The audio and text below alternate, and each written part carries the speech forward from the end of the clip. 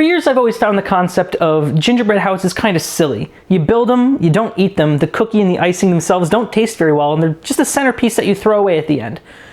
I feel like we can elevate this principle, this idea, to something more useful, more practical. I present to you today the standalone Gingerbread Computer.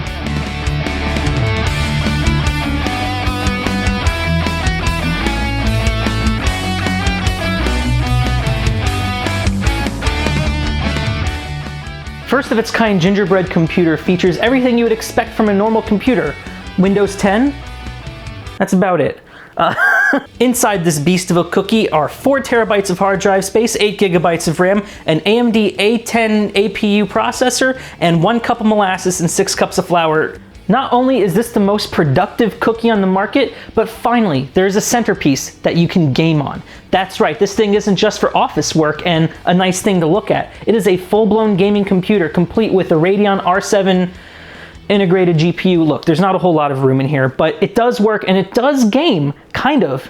This might be the perfect intersection of stress baking and stress gaming. That is to say, the baking and the assembly is incredibly stressful. Every great revolution starts with an idea, a concept, a dream. For fun, and definitely not because I was starved for ideas, I asked Midjourney what it thought a gingerbread computer looked like. For some reason, it tried to make them look like ATMs, but it made a couple that looked pretty good. So I went into Blender, and with real dimensions of real parts I had on hand, I mocked something up. This was the first revision that had to separate the parts into a stack using these shelves. I'll give you a hint. It was probably a bad idea. The second revision got rid of the CD drive and the risky shelving and went for a more vertical approach. But then I thought about how dumb this whole thing was. Just putting a computer inside of a box, which is basically what a computer is. So I decided to put a screen in it. It looks a lot bigger, but it turns out that the surface area of the cookie in the third revision is almost exactly the same as it was in the second revision. So I pulled the dimensions from Blender and I made a very, very high-tech, intricate engineering drawing that I could base everything off of, and I went to work. I made a double batch of Sally's Baking Addiction's gingerbread recipe and started with the back cookie because I thought that it was going to be the hardest one. I was wrong. It was the second hardest. It also turns out that if you don't read the recipe and try to use a silicone mat for everything, you're going to have a bad time. This stuff sticks to everything, no matter what. The actual hardest part, however, was the front bezel. In the year of our Lord 2022, you can't get away with thick bezels on your screens, so I endeavored to make them as thin as possible. Now, as you may have guessed, this has the side effect of making the cookie very, very fragile around these areas, although I was really impressed with how sturdy the whole thing was. And of course, the roof and the sides, because they're just rectangles, they came out pretty well too, despite some size discrepancies that I can't really explain. I used a tape measure. After that, I enlisted the help of my girlfriend to do the decorations. She's much better with that sort of thing, so I gave her the side panels while I struggled with the delicate front cookie. We had cut out a stencil on her Cricut of a snowflake and some pretty designs, like the ones you saw in the spinny thing, and I thought that with some food safe spray that they would transfer well, and well, they didn't, so I just used writing icing like a normal person. And then it came time to assemble the thing. Once again, of course, the hardest part was the screen, because regular tape just wouldn't stick to the cookie. Not much would. We did find that this double-sided super thick tape barely stuck to the cookie, so we used a knife box to hold the screen's weight, and that was maybe going to work. Next, we put up the back and the sides to get ready for the insides of the computer.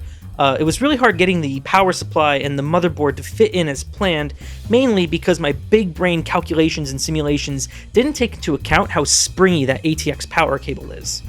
So after some caveman cable management, I was able to get it to stay, and I guess there's just a lot of icing on my computer parts now. I'll have to deal with that later. But now that everything's in, the front goes on. Now this was the scariest part of the entire operation, but it actually ended up okay. It didn't really break, the screen stuck, and after all that abuse, the computer still turned on. But yeah, no, that's how we made it. Back to non-green screen Tucker. That probably wasn't good for the microphone. But what would possess someone to put all that previous generation AMD processing horsepower into a cookie? Well, I mean, doesn't it just look cool? I mean, look at it. And of course, it can play most of your favorite games.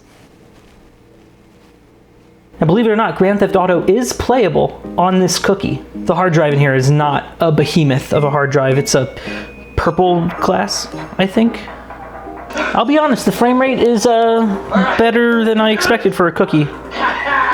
There's also just heat pouring out of the side of this. I can't see anything. It's hard to sit like this. Let's see how bad driving is in this. Okay, well, I think we get it. GTA 5 is playable. Now, of course, you might be wondering, can it play Doom? It should. This is a port called Free Doom. And I think the most important testament to its strength as a computer is that it can play Crysis fairly well. Now, I can't play Crysis very well, but it works. It's also a productive cookie, so you can check your email at the dinner table if you want. I have not set this up, nor did I put Wi-Fi in this. One thing that I've always wanted to do, and I don't know if I'll be able to do this because I'm not connected to the internet, I'm going to clear cookies off of my cookie. That's cool. You can write important business documents in Word pad. But yeah, it just, you know, it's a computer. You can do whatever you want with it. You should be able to play Trackmania. Trackmania Nations Forever is a pretty low effort game. It's really hard to play on this horrible screen. Not actually a gamer, if you can't tell. I can't see anything, everything is dirt. Boom. Although, of course, the speed is cut off in the corner. Now, there are, of course, a couple shortcomings in this first version of the Gingerbread Computer. For example, I can't see the clock because the cookie cuts off the screen, because even though I measured this pretty well, there are still some imperfections in the cookie itself. But the decorations, you know, look cute, and it's a cookie you can play games on. I think let's not forget that. I don't know what else to say. It is a cookie computer. Anyway, that about does it for the Gingerbread Computer. I hope you liked it. If you did, feel free to share it with some of your friends. I really like how it turned out, despite some of its, you know, quirks and inconsistencies. It's really cool to play a game on a cookie. But yeah, that about does it. I hope you have a great holiday, Merry Christmas, Happy New Year, and I'll see you in the next one. And then we'll just go right into just right into the next video. All right. Okay, here we go. Hello, and welcome to my Gingerbread Christmas mukbang.